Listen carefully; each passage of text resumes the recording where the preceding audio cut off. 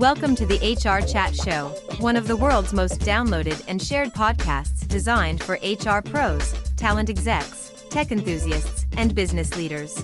For hundreds more episodes and what's new in the world of work, subscribe to the show, follow us on social media, and visit HRgazette.com. Welcome to another episode of the HR Chat Pod. Hello, listeners. I'm your host today, Bill Banham. And this time we're going to consider why over 50% of change initiatives fail. We also offer practical tips for HR leaders to bridge the gap between change strategy and action, leading to tangible results for the organization. Joining me on the pod today is Georgie Cooke, a learning and change strategist with over 14 years experience helping businesses turn strategy into action. Georgie has designed smart, scalable digital solutions for global brands like PepsiCo, John Lewis, Diageo, and HSBC, always with a sharp focus on real-world impact. As co-founder of Lima Delta, Georgie leads the creation of digital tools, assets, and learning experiences that make change stick. Her work is rooted in behavioral science and shaped by a deep understanding of how people learn, adapt, and grow, especially in fast-moving organizations. A regular speaker and coach, Georgie is a Learning Technologies Award judge and has featured on podcasts including Marketing for Learning, Mind the Skills Gap, and People Unboxed. Georgie brings clarity, warmth, and insight to every conversation about learning, change, and the human side of work. I hope you enjoy this conversation that I had with Georgie. Georgie, it's my pleasure to welcome you to the HR Chat Show today. How are you doing? Hi, Bill. I'm great. Thanks for having me. Thank you. So beyond my reintroduction just a moment ago, Georgie, why don't you start by taking a minute or two and telling our listeners all about yourself, your career history, and what gets you up in the morning? Great. Okay. So my career background has been in learning design. So straight out of uni, I was working for a large e-learning development house, really kind of straight into the detail of learning design. And I really cut my teeth in that industry, learned a lot. But over the time that I did that, I really realized that in a workplace context, learning and development isn't just for the sake of it. It's not just for the love of learning. More often than not, it's because the business has got some kind of change they're trying to make, and they need all their employees to be trained on that change. But often, just some e-learning isn't enough to make that change happen. So the longer that I was doing that, the more I realized that I think a more holistic approach to making change happen in business is needed. And so nearly 6 years ago, I co-founded Lima Delta, which, as you've talked about a bit, is an agency that takes that more holistic approach to making change happen and stick in organizations. And now I spend my time running that company and consulting with our wonderful clients on kind of the transformations that they're looking to make and helping design the rollout plans for them to do that really well. All right, brilliant. Thank you very much. So according to McKinsey, Georgie, over half of change initiatives fail. So my question for you is why? Yeah, the stats are quite damning, actually. So the specific statistics in that study that you're referencing there is that 44% of change initiatives fail to achieve their goals within the first year. So they don't achieve the performance goals that they set out to. And then after 3 years, it's even worse, and only 12% are still working after 3 years. So there is quite a lot of evidence to show that a lot of change initiatives just don't have the impact that we hope they will up front. And I also think anecdotally, we know this to be true. You know, there's a lot of talk about change fatigue, a lot of people kind of rolling their eyes, not another one, here we go again. And I think anecdotally, we sort of know that feeling to be true as well. As for why, I think there's two main reasons. Mainly, I think it's that the human brain is very interesting in that it's really resilient and very adaptable and can change, but it's also hardwired to avoid changing unless it absolutely has to. we're kind of wired as humans to avoid any perceived risk, keep things the same. So ultimately, humans as a whole are a tough crowd when it comes to change. So that's the first reason I think change fails. And the second is that the rollout plans often in organizations, when they're trying to make change happen, they don't take that into account. There's this sort of assumption that if we can just tell people how amazing our vision for the future is and why they should be excited and why they should get on board, that they will get it. And they will get on board and they will voluntarily change their ways of working and do the things that we want them to do. And unfortunately, because the brain is how it is, that's just not really how it works. So I think a lot of the time, we're not taking the time to understand what those psychological barriers are and design around them. And that means that even the best intended programs just don't land with the people they need to. Thanks for listening to this episode of the HRchat podcast. If you enjoy the audio content we produce, you'll love our articles on the HR Gazette. Learn more at hrgazette.com. And now, back to the show. Okay, thank you. So as a follow-up to that, in your opinion, what do HR leaders need to know about human behavior when it comes to driving change? I guess some specifics on the brain, piece I was talking about there. Some key things to be aware of, I think, is that most of us have what we call a status quo bias. So just a kind of general inherent belief that it's safer to stay the same than to change. So even a really exciting, compelling change message, people are likely to still pick holes in it and think, that does sound really good, but it might not happen exactly like that. And therefore, isn't it better to just stay safe and stay how things are than take the risk of changing and failing? Part of that is that something else that's at play is risk aversion. So that describes this phenomenon of basically, for most humans, the fear of loss is stronger than the desire to gain. So again, that people are less likely to have a strong desire for the future vision. They're more likely to be afraid of losing the comfort and the safety of what they currently have. I think if HR leaders can be aware of this starting point, then they can start shaping messaging that actually responds to that, rather than kind of ignoring it and hoping people will be able to put that aside and just get excited. And one other thing that I think people should know about is something called inhospitable social norms, which sounds a bit like a disease, isn't. It's basically a description of the fact that if a social culture, in this case, a workplace culture, a team culture, if that culture is not receptive to the change, it's really hard for an individual person to kind of stick their neck out and do something differently when the environment and the culture is saying the opposite. So I think that's another really important thing in these change programs, that just saying the right stuff will never be quite enough. The environment and the culture really has to support it if it's going to work. Okay, thank you. So you mentioned, as part of your answer there, most of us, you said, have status quo bias, and a lot of us also risk averse. I wonder if you're able to offer any models around that, whether that's Briggs-Myers, Ocean personality model, the DISC assessment. Are there any particular personality types that perhaps are less risk adverse? That they are more pro breaking the status quo? That's an interesting question. I think it's probably, in my experience, it's probably less about personality types and more about people that have got some kind of motivation that's stronger than the status quo bias and risk aversion. So that might be people within the business who are really trying to make a name for themselves and really want to be seen as part of the new way, not the old guard. Often new people coming into an organization are much more receptive because they're already in this state of change. They've already decided, right, I'm moving from previous organization to new organization, and they're sort of already in the headspace to be taking on new ideas, new direction, and they're sort of in that space already. So it's a good call out there. It's definitely not the case that everybody across the board is going to be really anti the change. It's just that as a default setting for a lot of people, that's the starting point. And it's, if we can acknowledge that, then we'll get a lot more people on board. Okay, I feel like we could have a whole conversation about this alone, but we won't. We're going to continue through.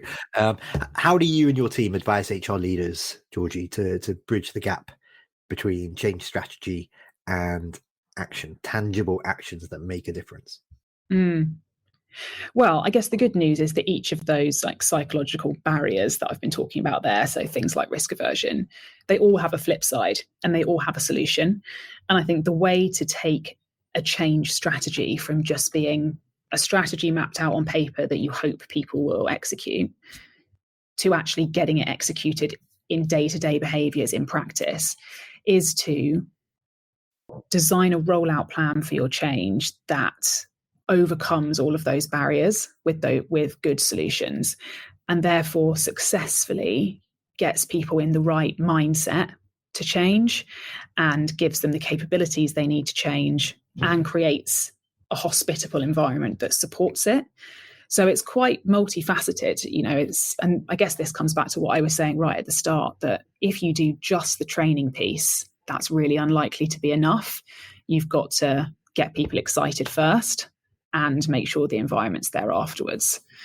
And a good way to remember this is we've got a framework we use at Lima Delta that we call Inspire, Train, Sustain, those being those 3 steps that make up a successful plan.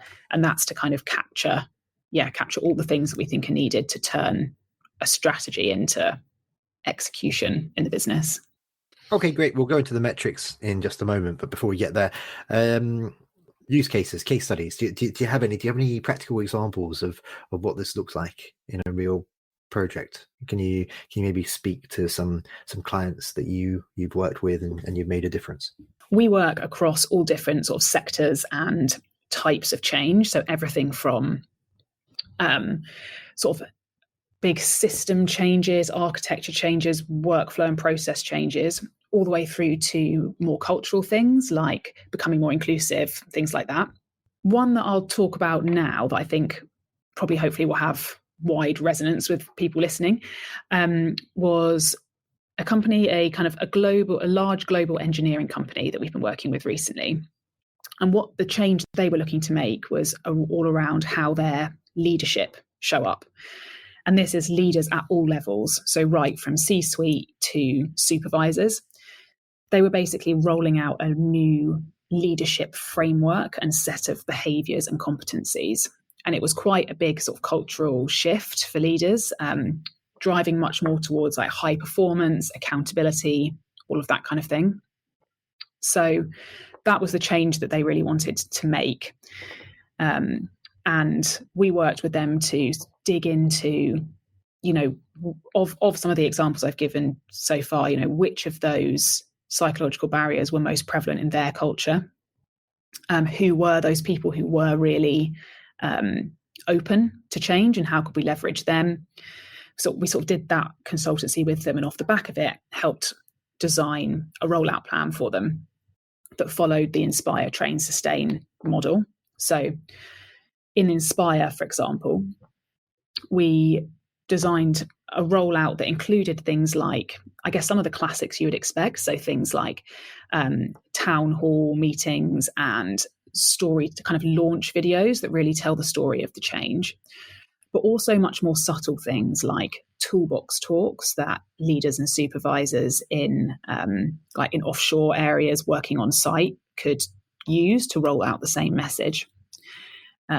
We also designed a fun self-assessment, almost along the lines of something like a Myers-Briggs assessment, but it was aligned specifically to their new leadership model. So it was a way of really understanding, how does this apply to me specifically? Where are my strengths and my weaknesses? And throughout all of that, we really worked with them on what's the story behind these leadership behaviors that's going to resonate with people. And for them, it was very interesting because they would describe their culture as being quite humble, and actually being seen as a big leader up on a pedestal isn't actually that appealing to sort of in the culture of this organization. So it was all about really understanding that and helping them work out, knowing that what's the right message to deliver with this that's going to land with people. So there was lots in that Inspire space. Then in Train, we worked with them on some interactive scenario-driven learning modules where there's lots of feedback loops and decision making so that people can really practice and start thinking about, how do I put these behaviors into practice in real situations.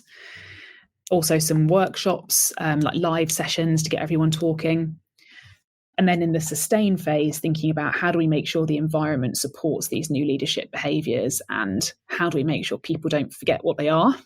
That was all about partly getting it embedded in all of the BAU processes. So things like getting it embedded in performance review cycles and 360 feedback.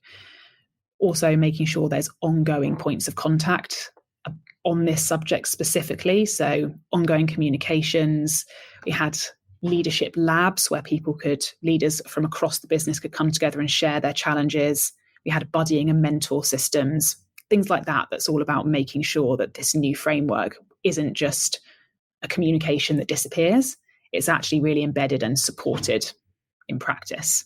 So that's just one example, I guess, of how, when you really dig into a specific culture, the rollout plan you come up with is very specific to what they need and what's going to make it land for them.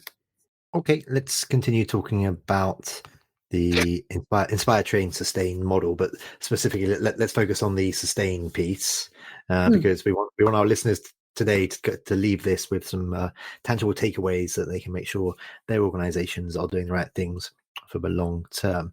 In terms of the role of managers, what role do or should line managers and people leaders play in ensuring that change does take hold? And as part of your answer, how can HR best equip them to support their teams through those transitions? I really think managers are make or break. Managers, whether they realize it or not, they really set the norms in their team. And even though there will, of course, be a sort of company culture, often teams really have their own cultures as well.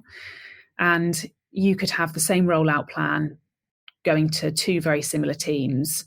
And if one manager is really on board and excited about it, speaks positively about it, follows up with their team on it all the time, and then you've got one manager who's kind of outwardly cynical about it, doesn't really give it any time, then how those two teams respond is likely to be very different, because ultimately the teams want to do well and be perceived well in their manager's eyes. So what that manager expects of them is critical with rollouts like this. But that said, it can be a tough gig for managers, especially if there's lots of changes to roll out and they feel like they're constantly being given, stuff from corporate to filter down to their teams. It can be a tough gig for them. So I think really engaging managers and almost treating them as their own little audience subgroup within your rollout plan is really important. It shows them the pivotal role that they play, shows that you've taken care enough to make sure they know everything 3 to 4 weeks ahead of their team, so they're not on the spot feeling like they don't know the answers, to the questions their team are asking them. So I think by treating managers as important as they are to the rollout, that's the first step. And one other point on that, I think, is just to make sure that you, again, don't think of all your managers as being the same. So, for example, in that engineering company I was just talking about, there's a huge difference between a supervisor who was on site on an offshore rig versus somebody who's heading up a accounting team in China. Wildly different worlds, wildly different experiences. And so, one PDF about this change program that goes out to those two people is not going to land the same with them. So I think it's about how can you equip your managers on site with something in a format that works for them. So if you know that they do weekly toolbox talks with their team, what can you give them to work in that setting?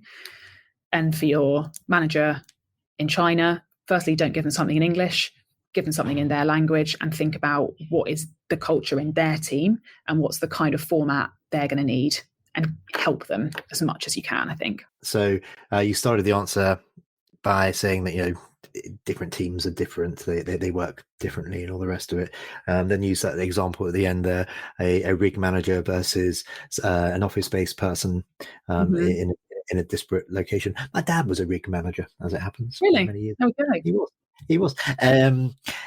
But that said, do you think there should be core company values? To use Simon Sinek's term, that the why of a business that shows up throughout all of these different discussions, all of these different teams, because there should be some alignment with the overall mission of the company.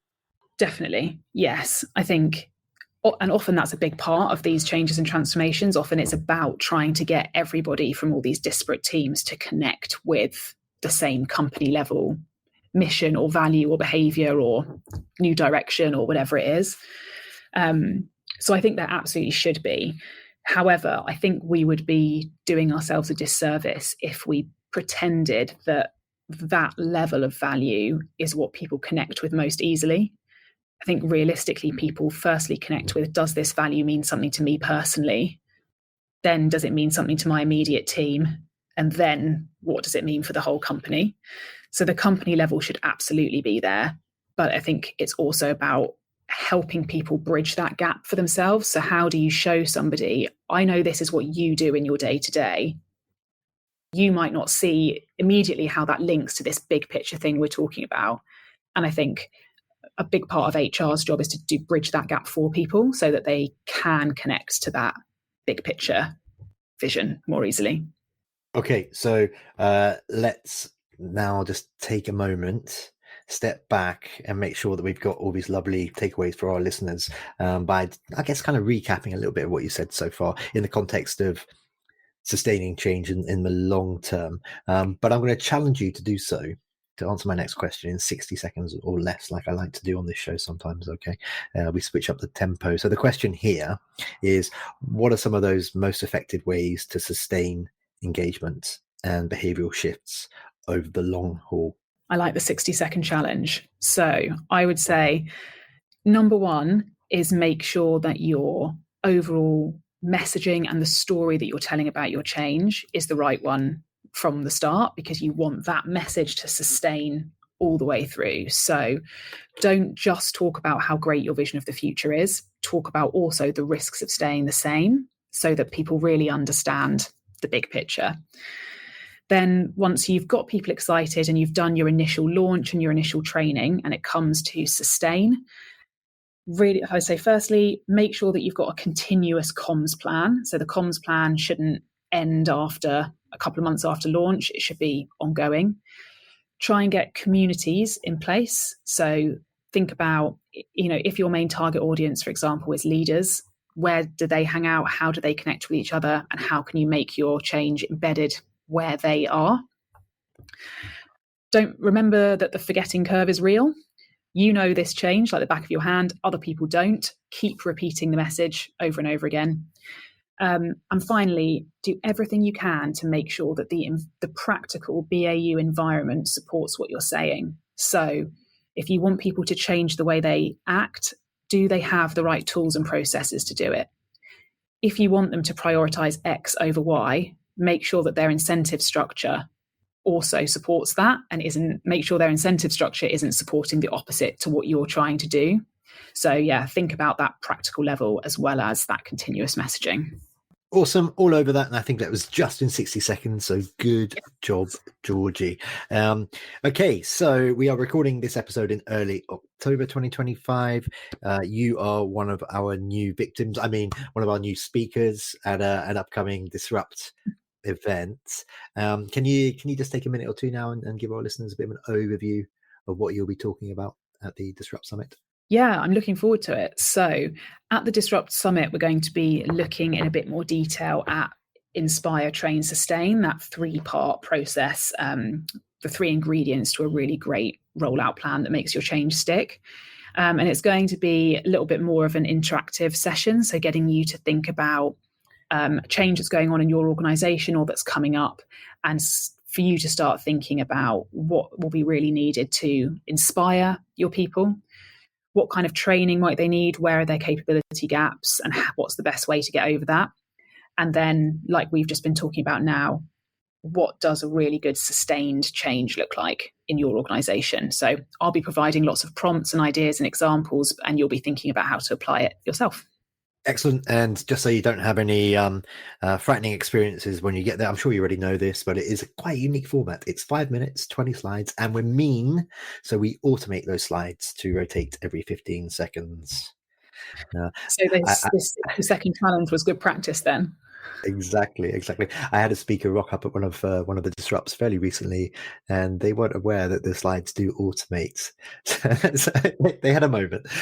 Just finally for today, Georgie, how can our listeners connect with you? So is that LinkedIn? Do you want to share your email address? Are you super cool and all over the TikToks and places? And of course, how can listeners learn more about Lima Delta?